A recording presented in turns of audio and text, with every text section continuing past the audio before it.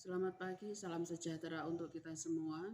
Perkenalkan, nama saya Susmiati, nomor induk kemahasiswaan 211F10381, Prodi PLP dari kelas A6, Universitas PGRI Argopuro Jember. Dalam video ini, saya akan mencoba membahas tentang kelainan tunarungu wicara dan implikasinya pada pendidikan, serta dampaknya terhadap orang tua ataupun perkembangan anak itu sendiri. Video ini saya buat untuk memenuhi tugas ujian akhir semester mata kuliah pendidikan anak disabilitas tunarungu dengan dosen pengampu Ibu Sugihartati SPD MPD. Baiklah, kita akan membahas satu persatu materi-materi tentang kelainan tunarungu wicara dan dampaknya. Yang pertama adalah kelainan tunarungu wicara dan implikasinya pada pendidikan. Anak tunarungu adalah anak yang tidak dapat mendengar. Tidak dapat mendengar ini bisa dimungkinkan karena kurang dengar atau tidak dapat mendengar sama sekali. Berikut beberapa definisi tunarungu menurut para ahli. Yang pertama, menurut Murni Winarsih, menyatakan bahwa tunarungu adalah seseorang yang kehilangan kemampuan mendengar, baik sebagian atau seluruhnya, karena tidak berfungsinya sebagian atau seluruh alat pendengaran. Gangguan pendengar ini menimbulkan terhambatnya proses komunikasi anak. Sebab saat berkomunikasi akan sangat membutuhkan kejelasan bahasa dengan artikulasi dan ucapan yang jelas, sehingga pesan yang diberikan dapat tersampaikan dengan baik dan menghindari salah tafsir makna. Yang kedua, menurut Iwan Suwarman, seorang pakar bidang medik mengelompokkan anak tunarungu menjadi dua jenis. Pertama, hard of hearing, artinya anak tersebut masih memiliki sisa pendengaran sehingga cukup digunakan untuk menangkap proses mendengar dengan atau tanpa menggunakan alat bantu dengar. Kedua adalah the deaf adalah anak yang sama sekali tidak dapat mendengar sama sekali sehingga penguasaan bahasa dan komunikasinya rendah, baik atau tanpa menggunakan alat bantu dengar. Anak tuli seperti ini sulit mendapatkan informasi sehingga kemampuan bahasanya kurang baik. Anak tunarungu dibedakan menjadi beberapa jenis, yaitu tunarungu ringan, sedang, dan berat. Tunarungu ringan memiliki ciri-ciri sebagai berikut. Dapat mengerti percakapan biasa dengan jarak dekat. Kemampuan mendengar baik. Sulit menangkap isi pembicaraan jika lawan bicara tidak berhadapan dengannya. Bisa mengikuti pembelajaran di sekolah namun dalam kelas khusus. Yang kedua adalah tunarungu sedang. Tunarungu sedang memiliki ciri-ciri sebagai berikut. Pertama, mengerti percakapan keras pada sekitar jarak 1 meter, sebab ia kesulitan mengerti percakapan jarak normal. Yang kedua, sulit menggunakan bahasa yang benar. Yang ketiga adalah kosakatanya terbatas. Sedangkan tunarungu berat memiliki ciri-ciri antara lain tidak menyadari bunyi keras sama sekali. Meskipun menggunakan pengeras suara, tetap tidak bisa menangkap suara. Melatih membaca bibir dan mendengar. Perlu dilatih dan dibimbing. Sekarang ada penyebab anak tunarungu. Faktor penyebab anak tunarungu disebabkan oleh beberapa faktor, antara lain virus Toxoplasma rubella atau campak, herpes, sifilis, atau orang tua yang memiliki virus tersebut namun tak menyadarinya. Yang kedua, karena lahir prematur. Sang ibu yang berusaha menggugurkan janinnya, anak yang lahir dan kekurangan oksigen, meningitis atau radang selaput otak, otitis medis atau radang telinga bagian tengah yang sering menyerang anak-anak usia 6 tahun, penyakit atau kecelakaan lainnya. Oleh karena itu, dalam pembelajaran di sekolah, anak tunarungu harus mendapatkan penanganan dengan menggunakan metode yang sesuai dengan karakteristik yang dimiliki. Anak tunarungu akan berkonsentrasi dan cepat memahami kejadian yang sudah dialaminya dan bersifat konkret, bukan hanya hal yang diperfalkan. Anak tunarungu membutuhkan metode yang tepat untuk meningkatkan kemampuan berbahasanya, yaitu metode yang dapat menampilkan kekonkretan sesuai dengan apa yang sudah dialaminya. Metode pembelajaran untuk anak tunarungu haruslah kaya akan bahasa konkret dan tidak membiarkan anak untuk berfantasi mengenai hal yang belum diketahui. Ada berbagai macam metode yang digunakan dalam pembelajaran membaca pemahaman bagi anak tunarungu. Adanya hambatan anak tunarungu dalam memahami kata per kata dalam kalimat dalam pembelajaran membaca mengisyaratkan peneliti untuk meningkatkan kemampuan membaca pemahaman melalui penelitian. Salah satu metode kreatif yang dapat meningkatkan kemampuan membaca adalah penggunaan metode mind map. Metode ini menyajikan langkah-langkah kreatif yang menghubungkan kerja otak kanan dan otak kiri anak.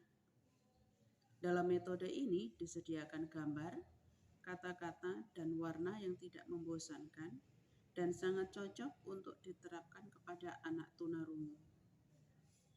Dengan menggunakan metode mind map dapat dalam pembelajaran bahasa yaitu membaca pemahaman, maka dapat meningkatkan kemampuan membaca pemahaman anak tunarungu yang mencakup memahami kata, mengambil pesan atau isi, dan menceritakan kembali informasi yang ada dalam bacaan sederhana.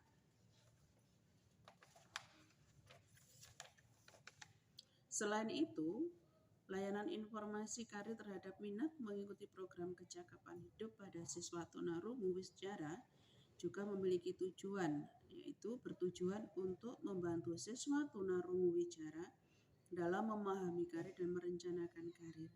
Selanjutnya, pemahaman karir dan perencanaan karir berfungsi untuk membekali dalam penguasaan pemahaman dunia kerja atau karir dan proses penyusunan serta penyiapan dalam meraih karir, sehingga tumbuh keinginan atau minat untuk mengikuti program pendidikan kecakapan hidup.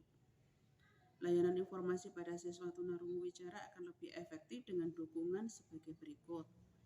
Yang pertama, memperjelas artikulasi dan dengan bahasa isyarat dalam penyampaian lesan, dengan menggunakan LCD proyektor untuk memperjelas materi, dengan merencanakan dan menyusun permohonan anggaran biaya, dengan membudayakan membaca dan bimbingan membaca pada metode buku panduan, dengan fasilitas pendampingan siswa pada metode konferensi karir. Yang berikutnya adalah dampak tunarungu Wijara pada anak terhadap psikologis orang tua. Yang pertama, terhadap orang tua.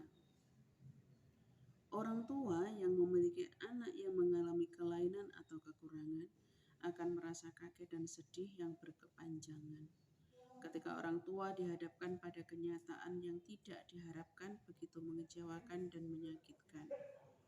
Secara disadari atau tidak, orang tua akan berusaha menyangkal kondisi itu.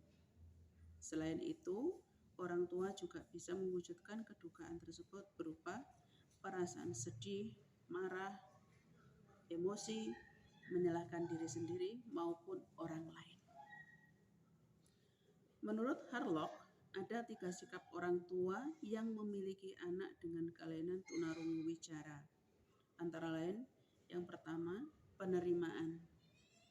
Penerimaan adalah suatu sikap yang ditunjukkan oleh orang tua terhadap anak-anaknya yang ditandai oleh perhatian besar dan kasih sayang yang besar kepada anak.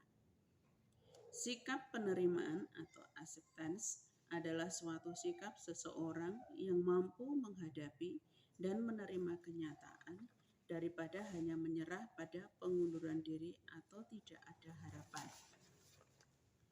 Tahapan penerimaan orang tua dalam menerima anak berkebutuhan khusus menurut Rose dalam bukunya On Death and Dying. Tahap pertama Daniel atau penolakan. Tahapan ini dimulai dari rasa tidak percaya saat menerima diagnosa dari seorang ahli. Perasaan orang tua diliburi rasa kebingungan, terselip rasa malu pada orang tua tentang keadaan anaknya untuk mengakui bahwa hal tersebut dapat terjadi di keluarga mereka. Keadaan ini menjadi bertambah buruk jika keluarga tersebut mengalami tekanan sosial dari lingkungan yang kurang memahami tentang keadaan anak berkebutuhan khusus. Yang kedua adalah tahap kedua, yaitu angry atau kemarahan. Kemarahan ini dilampiaskan orang tua pada hal-hal yang tidak jelas. Kemarahan bisa dilampiaskan kepada dokter yang mendiagnosanya, diri sendiri, atau kepada orang lain, menolak untuk mengasuh anak berkebutuhan khusus. Yang tahap ketiga adalah depression atau depresi. Dalam tahap ini, terkadang muncul bentuk rasa putus asa, tertekan, dan kehilangan harapan. Pada tahap keempat yaitu bargaining atau menawar.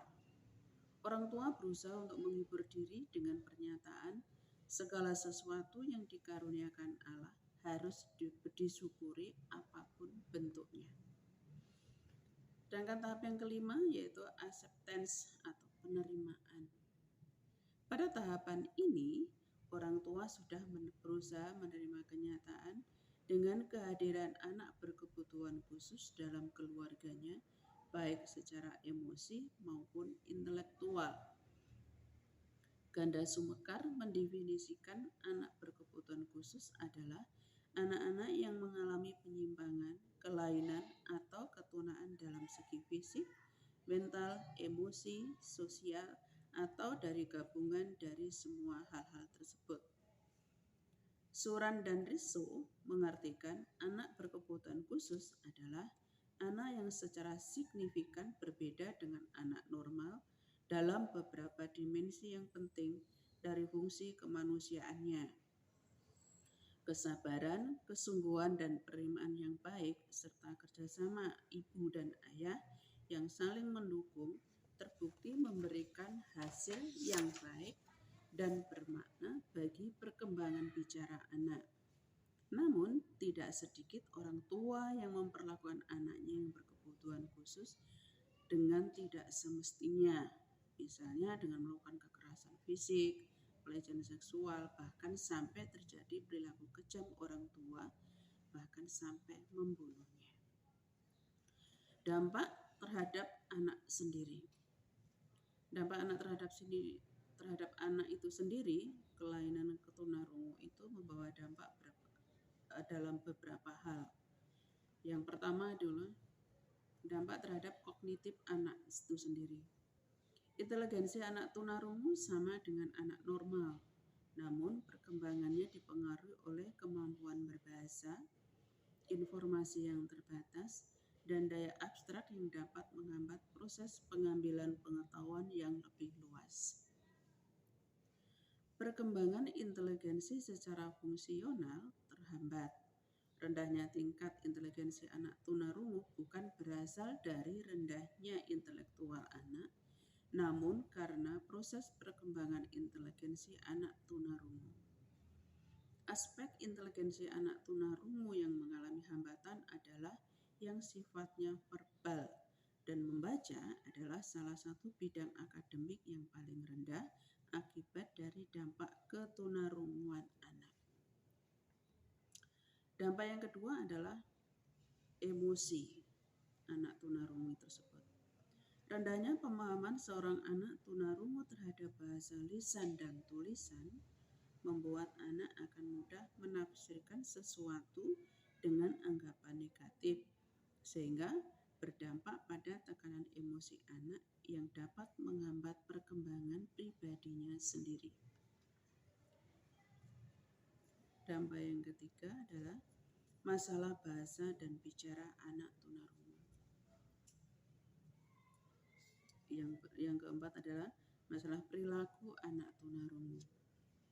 Para ahli berpendapat bahwa masalah penyesuaian seseorang ditunjukkan agar mengetahui bentuk kepribadiannya. Pada dasarnya, perkembangan kepribadian itu sendiri adalah tergantung dari hubungan anak dan orang tua, terutama seorang ibu, terlebih pada masa awal perkembangannya. Yang berikutnya adalah masalah sosial. Seperti yang sudah dijelaskan di awal, bahwa kehilangan pendengaran akan mengurangi kemampuan pemahaman bahasa dan komunikasi. Hal ini menyebabkan anak tunarungu memiliki kemampuan terbatas dalam berinteraksi sosial dengan orang lain di lingkungan sekitarnya. Berikut adalah dampak tunarungu wicara terhadap perkembangan kognitif anak. Kehadiran seorang anak merupakan hal yang sudah pasti sangat diinginkan oleh setiap keluarga. Dan tidak semua anak yang terlahir akan memiliki kesempurnaan. Mereka ada yang berbeda dengan anak-anak normal lainnya. Karena ketidaksempurnaan mereka itulah yang membuat mereka memiliki kelainan atau mungkin gangguan. Gangguan yang terjadi pada anak tertentu akan mengganggu dan bahkan dapat menghambat proses tumbuh kembangnya seperti proses kognitif. Demikian halnya yang dialami oleh anak tunarungu. Anak tunarungu merupakan anak yang mempunyai gangguan pada pendengarannya, sehingga tidak dapat mendengar bunyi dengan sempurna atau bahkan tidak dapat mendengar sama sekali. Berikut beberapa masalah kognitif pada anak tunarungu. Yang pertama adalah masalah kognitif pada anak tunarungu. Pada dasarnya, inteligensi anak tunarungu sama dengan anak normal. Namun, perkembangannya dipengaruhi oleh kemampuan berbahasa, informasi yang terbatas, dan daya abstrak yang dapat menghambat proses pengambilan pengetahuan yang lebih luas. Dengan demikian, perkembangan inteligensi secara fungsional terhambat. Rendahnya tingkat inteligensi anak tunarungu bukan berasal dari rendahnya intelektual anak tersebut, namun karena proses perkembangan inteligensi anak tunarungu. Aspek inteligensi anak tunarungu yang mengalami hambatan adalah yang bersifat verbal, seperti merumuskan pengertian, menghubungkan, menarik kesimpulan, dan meramalkan kejadian. Anak tunarungu sangat mengalami kesulitan saat mengikuti proses pembelajaran yang menggunakan media lisan dan tulisan untuk mentransfer pengetahuan. Bahkan, penelitian membuktikan bahwa membaca adalah salah satu bidang akademik yang paling rendah akibat dari dampak ketunarunguan anak. Yang berikutnya adalah yang berhubungan dengan kognitif adalah masalah bahasa dan bicara anak tunarungu. Seperti yang kita ketahui, bahwa bahasa memiliki beberapa fungsi, diantaranya sebagai wahana mengadakan hubungan, untuk mengungkapkan perasaan, kebutuhan, dan keinginan, ketiga untuk mengatur dan menguasai perilaku orang lain, untuk memberikan informasi, dan untuk memperoleh pengetahuan. Oleh karena itu, terbatasnya kemampuan pendengaran terjadi proses peniruan suara, kemudian beralih ke peniruan visual, kemudian berlanjut pada perkembangan bicara dan bahasa, sehingga anak tunarungu membutuhkan pembinaan khusus sesuai dengan taraf ketunarunguannya. Anak tunarungu total tentunya tidak bisa menguasai bahasa melalui pendengarannya, melainkan ia harus menggunakan segala aspek pada dirinya. Kemampuan anak tunarungu dalam berbahasa dan berbicara berbeda dengan anak normal pada umumnya. Hal ini dikarenakan kemampuan tersebut sangat erat kaitannya dengan kemampuan mendengar. Karena anak tunarungu tidak bisa mendengar bahasa, maka anak tunarungu mengalami hambatan dalam berkomunikasi. Alat komunikasi terdiri dari membaca, menulis, dan berbicara, sehingga anak tunarungu akan tertinggal dalam 3 aspek penting ini. Anak tunarungu memerlukan penanganan khusus dan lingkungan berbahasa intensif yang dapat meningkatkan kemampuan berbahasanya. Kemampuan berbicara anak tunarungu juga dipengaruhi oleh kemampuan berbahasa yang dimiliki oleh anak tunarungu. Kemampuan berbicara pada anak tunarungu akan berkembang dengan sendirinya, namun memerlukan upaya terus-menerus serta latihan dan bimbingan secara profesional. Dengan cara yang demikian pun banyak dari mereka yang belum bisa berbicara seperti anak normal, baik suara, irama, tekanan suara, terdengar monoton, berbeda dengan anak normal. Perkembangan kognitif atau inteligensi pada tunarungu wicara menurut beberapa ahli. Yang pertama, menurut Sumantri, mengemukakan bahwa pada umumnya inteligensi anak tunarungu secara potensial sama dengan anak normal, tetapi secara fungsional perkembangannya dipengaruhi oleh tingkat kemampuan berbahasanya, keterbatasan informasi, dan daya abstrak anak. Dengan demikian, perkembangan inteligensi secara fungsional mengalami hambatan. Pernyataan di atas menegaskan bahwa kemampuan inteligensi anak tunarungu sama dengan kemampuan anak pada umumnya, tetapi karena anak tunarungu memiliki hambatan dalam kemampuan berbicara dan berbahasa, mengakibatkan anak tunarungu mengalami keterbatasan dalam memperoleh informasi. Sejalan dengan pendapat di atas, bahwa perkembangan kognitif anak tunarungu dipengaruhi oleh perkembangan bicara dan bahasa. Dampak yang ditimbulkan dari hambatan yang dimiliki anak tunarungu dalam perkembangan kognitif lebih kepada fungsi perkembangan bahasa. Kesulitan lain yang muncul sebagai akibat dari ketunarungan adalah berhubungan dengan bicara, membaca, menulis, tetapi tidak berhubungan dengan tingkat inteligensi. Yang kedua adalah menurut Raharja. Berdasarkan karakteristik anak tunarungu, kemampuan berbahasanya akan berkembang jauh lebih lambat daripada orang mendengar.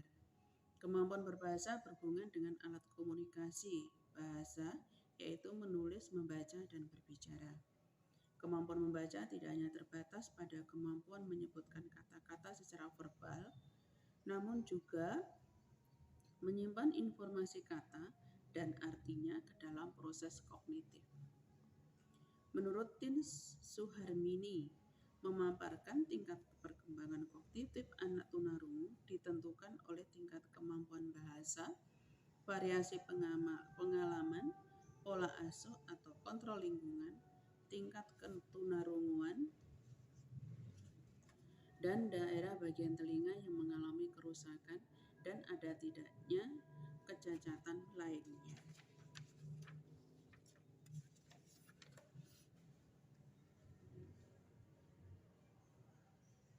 Kemampuan membaca pemahaman anak tunarungu dipengaruhi oleh keterbatasannya dalam menerima informasi, penyimpanan informasi, dan pengungkapan informasi tersebut sebagai sebuah pemahaman dalam proses yang disebut dengan proses kognitif.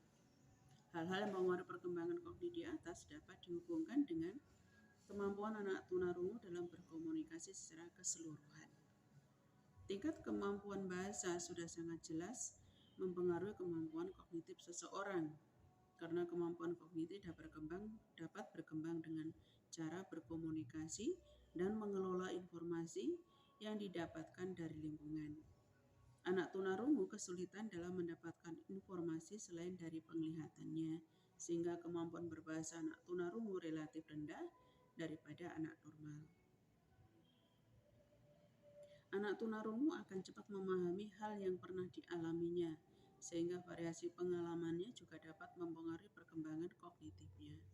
Lingkungan yang berbahasa intensif akan lebih baik untuk perkembangan kognitif anak tunarungu, karena jika dibiasakan berbahasa walaupun sebelumnya tidak memahami apa yang dikatakan, anak tunarungu akan menjadi lebih kaya akan bahasa sehingga membantu perkembangan kognitifnya.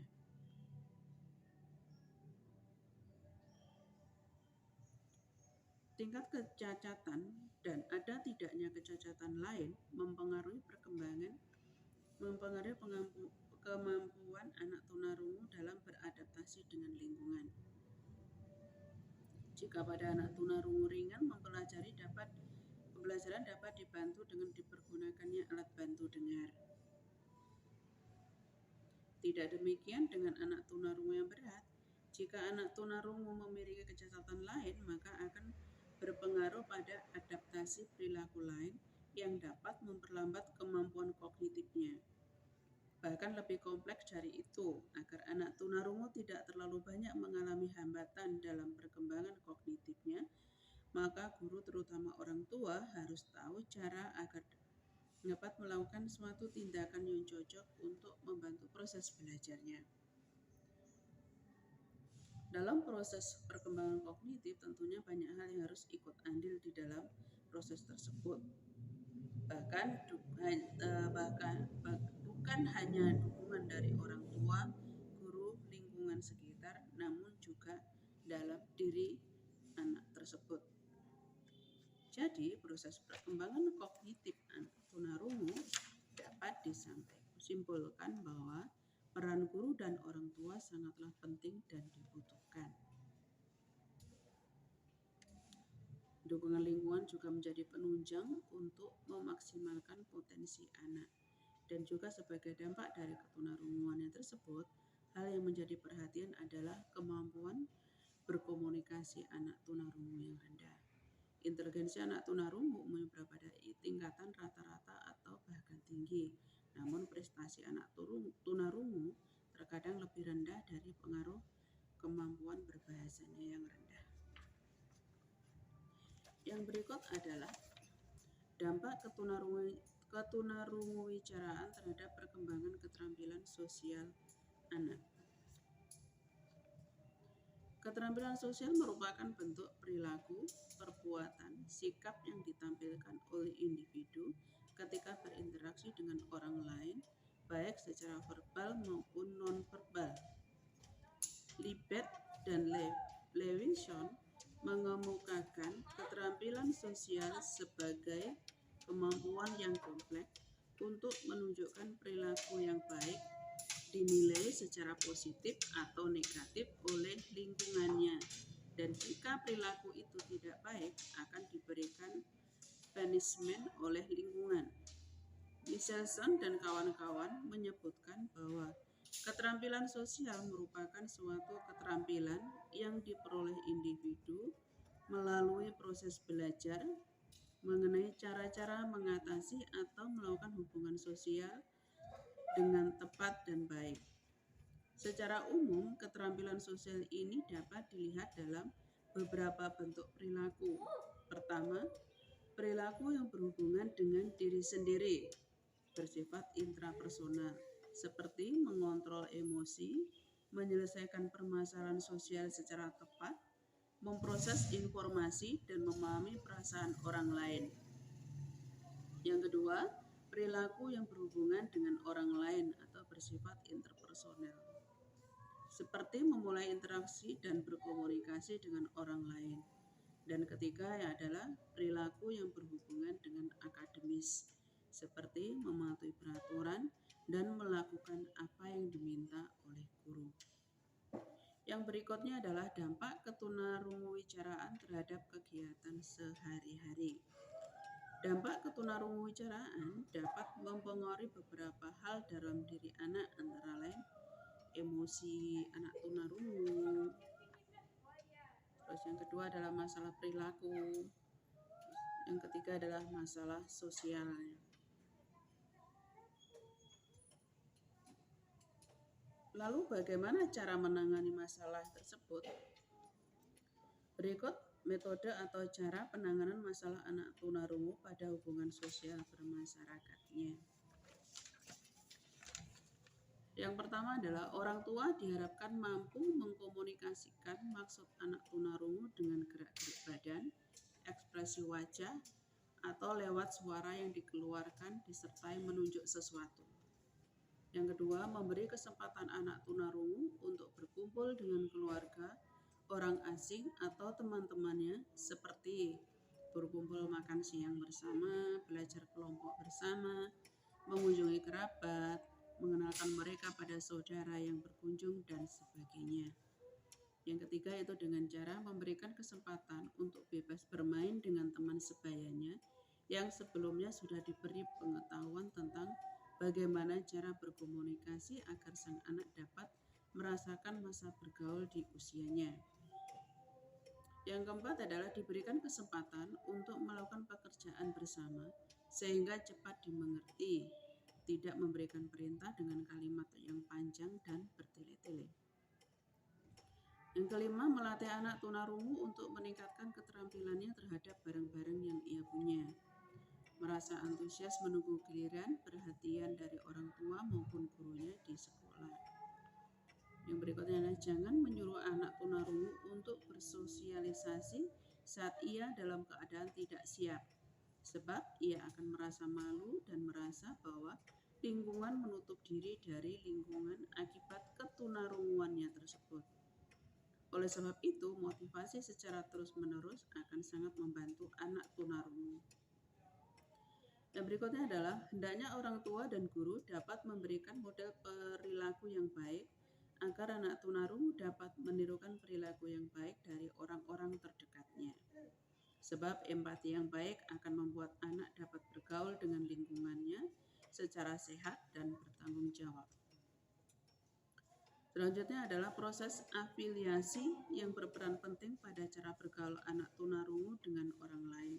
Seperti anak tunarungu yang ditemani teman sebayanya saat akan membeli makanan atau hal lainnya. Proses identifikasi juga menjadi hal penting pada anak tunarungu. Misalnya pada saat berada di taman kanak-kanak, anak tunarungu akan kerap melihat dan mengikuti perilaku atau penampilan teman sebayanya, atau bisa juga menirukan keluarga dekatnya seperti ayah ibu atau anak saudara perempuannya.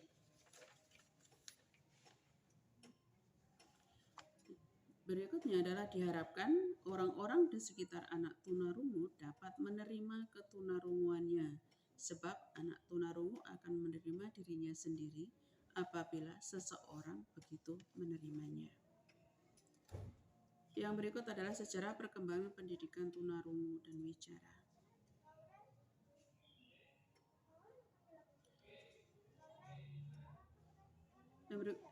Dalam sejarah perkembangan pendidikan anak tunarungu wicara ini terdapat tokoh-tokoh terkenal dalam dunia pendidikan anak gangguan pendengaran. Sejak abad ke-16 telah dikembangkan cara-cara komunikasi untuk anak gangguan pendengaran. Tokoh-tokoh tersebut antara lain seperti Pedro Ponce de Leon, yang mana pada abad ke-16 Leon telah mengembangkan kemampuan berbahasa anak gangguan pendengaran agar dapat berbicara melalui tulisan dan membaca. Cara yang dikembangkan Leon ini dikenal dengan sebutan metode Spanyol. Metode ini sampai sekarang sangat terkenal dan banyak digunakan di berbagai negara termasuk Indonesia. Yang kedua adalah Johannes Conrad Ammann.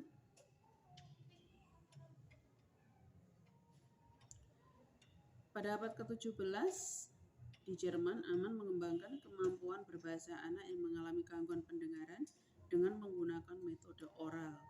Pandangannya lebih modern daripada Leon. Beliau juga mengajar melalui membaca ujaran atau speak reading. Metode Ammann dikenal dengan sebutan metode Jerman.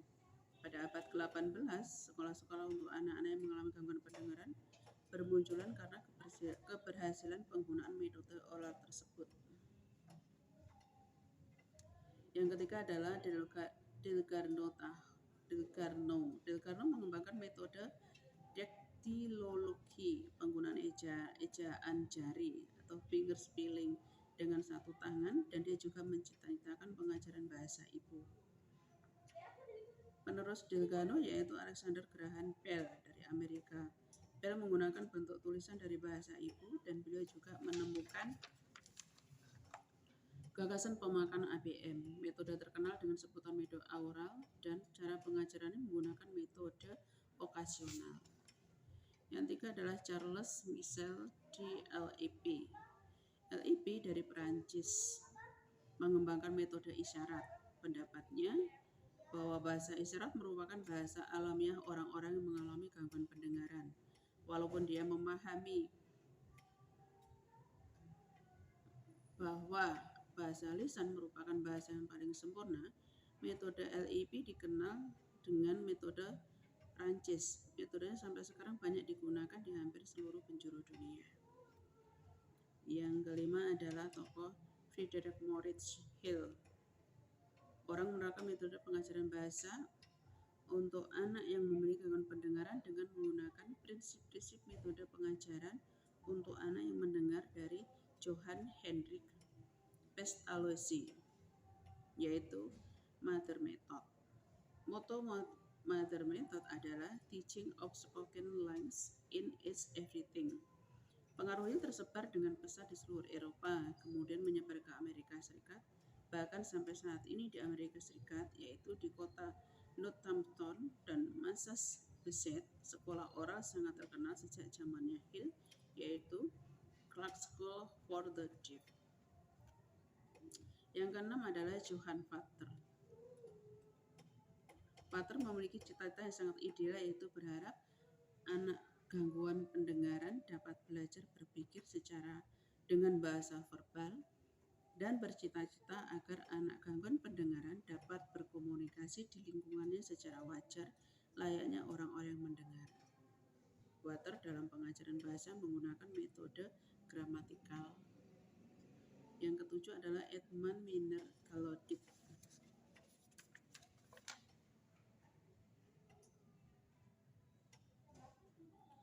Gallaudet adalah seorang tokoh pendidikan anak gangguan pendengaran yang sangat terkenal dari Amerika Serikat, dan pengaruhnya menyebar sampai saat ini ke seluruh penjuru dunia termasuk Indonesia. Gallaudet memberikan pendidikan kepada anak gangguan pendengaran dengan menggunakan media isyarat dan ejaan jari di samping bicara dan membaca ujaran. Metode Gallaudet merupakan campuran, yaitu mencampurkan metode bicara, membaca ujaran, isyarat, dan ejaan jari dalam kegiatan pembelajaran. Metodenya disebut sebagai combined system.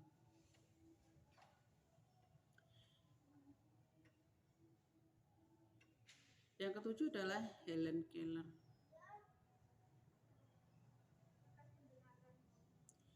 Keller adalah seorang tokoh yang sangat terkenal dan luar biasa karena dia seorang memiliki kebutuhan khusus. Dia mengalami gangguan pendengaran dan penglihatan, namun mampu menguasai bahasa verbal secara sempurna melalui penggunaan abjad tangan dan tulisan braille. Di samping itu, dia juga menguasai bahasa lisan melalui penggunaan metode Taduma. Yang kesembilan, Dr. Ewing. Beliau mempelopori penanganan dini bagi pendidikan anak gangguan pendengaran. Pada tahun 1957 diikuti oleh seorang tokoh pendidikan dari negeri Belanda, yaitu Van Uden. Uden seorang tokoh terkenal metode maternal reflektif dalam mengembangkan bahasa untuk anak gangguan pendengaran dengan menggunakan model penggunaan bahasa ibu. Yang ke-10 adalah Westerveld, seorang tokoh pendidikan anak gangguan pendengaran dari Amerika.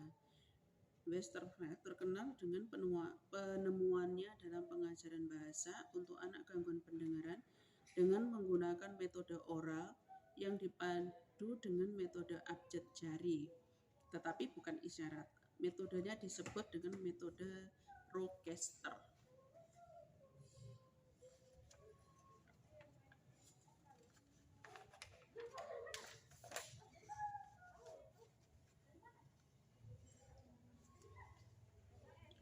Di Indonesia, pendidikan anak tunarungu dimulai di Bandung, Jawa Barat sekitar tahun 1930 dan beberapa tahun kemudian didirikan Sekolah Luar Biasa B atau SLB bagian B di Wonosobo, Jawa Tengah, dan sekarang ini telah tersebar di seluruh tanah air Indonesia dan kebanyakan diselenggarakan oleh pihak swasta berupa yayasan-yayasan.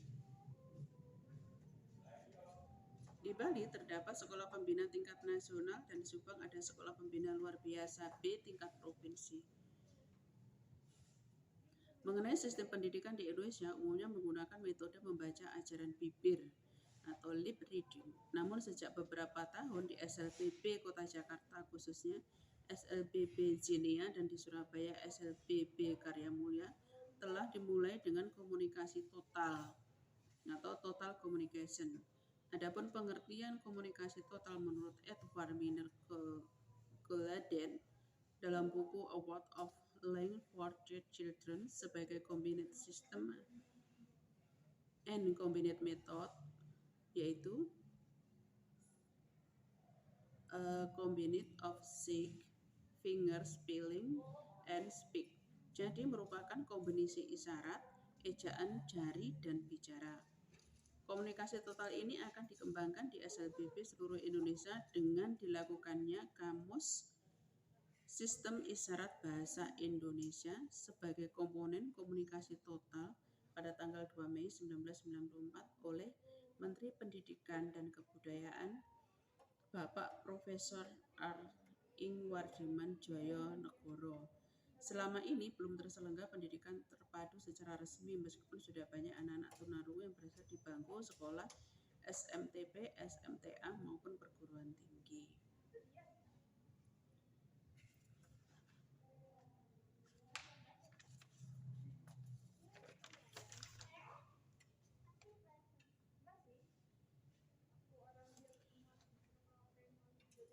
Terminologi dan perkembangan SIBI. Isyarat lokal adalah isyarat yang tumbuh dan berkembang pada komunitas tunarungu di wilayah Indonesia. Isyarat serapan adalah isyarat yang diangkat dari isyarat-isyarat berkembang dari negara lain. Isyarat temuan adalah isyarat-isyarat yang baru ditemukan pada saat uji coba.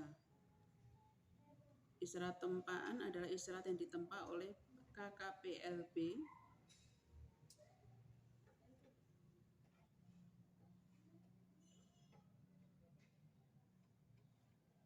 tahun 1992, panduan dan isyarat yang dikembangkan KKPLB diuji coba di 5 SLB.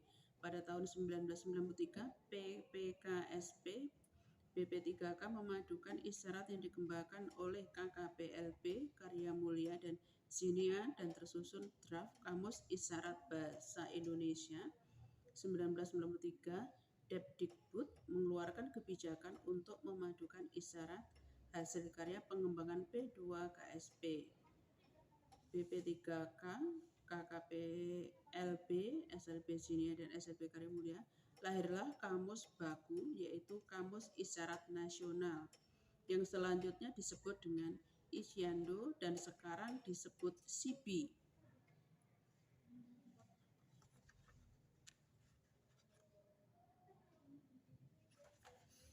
SIBI mengandung dua pengertian, yaitu tatanan yang sistematis mengenai seperangkat isyarat jari, tangan, dan berbagai gerak yang melambangkan kosakata bahasa Indonesia.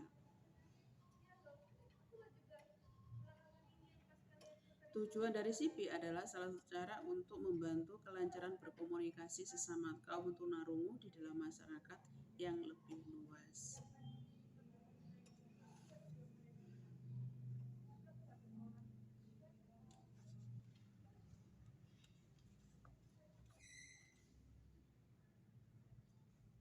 Sistem Isyarat Bahasa Indonesia atau SIBI yang dibakukan tersebut merupakan salah satu media yang membantu komunikasi sesama kaum tunarungu di dalam masyarakat yang lebih luas. Wujudnya adalah tataan yang sistematis tentang seperangkat isyarat jari, tangan, dan berbagai gerak yang melambangkan kosakata bahasa Indonesia.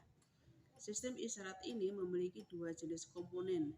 Satu berfungsi sebagai penentu atau pembeda makna, sedangkan yang satunya lagi berfungsi sebagai penunjang. Semuanya bersifat visual sehingga dapat dilihat. Komponen-komponen itu adalah sebagai berikut. Yang pertama, komponen penentu makna, yaitu penampil. Penampil yaitu tangan atau bagian tangan yang digunakan untuk membentuk isyarat. Yang kedua adalah posisi, yaitu kedudukan tangan atau kedua tangan terhadap pengisyarat pada pada waktu berisyarat. Yang ketiga adalah tempat, yaitu bagian badan yang menjadi tempat awal isyarat dibentuk atau akhir isyarat, arah akhir isyarat. Yang keempat adalah arah, yaitu gerak penampil ketika isyarat dibuat. Yang kedua adalah komponen penunjang. Komponen penunjang ini termasuk beberapa hal, yaitu yang pertama mimik muka. Mimik muka memberikan makna tambahan atau tekanan 64 terhadap pesan isyarat yang disampaikan. Yang kedua adalah gerak tubuh, misalnya bahu memberikan kesan tambahan atas pesan. Yang ketiga adalah kecepatan gerak, berfungsi sebagai penambah penekanan makri. Yang keempat adalah kelenturan gerak, menandai intensitas makna isyarat yang disampaikan.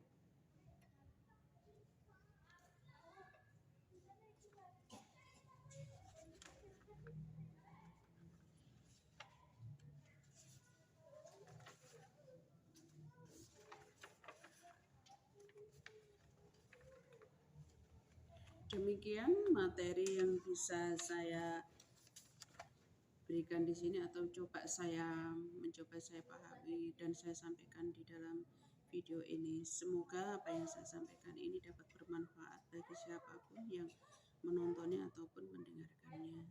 Terima kasih.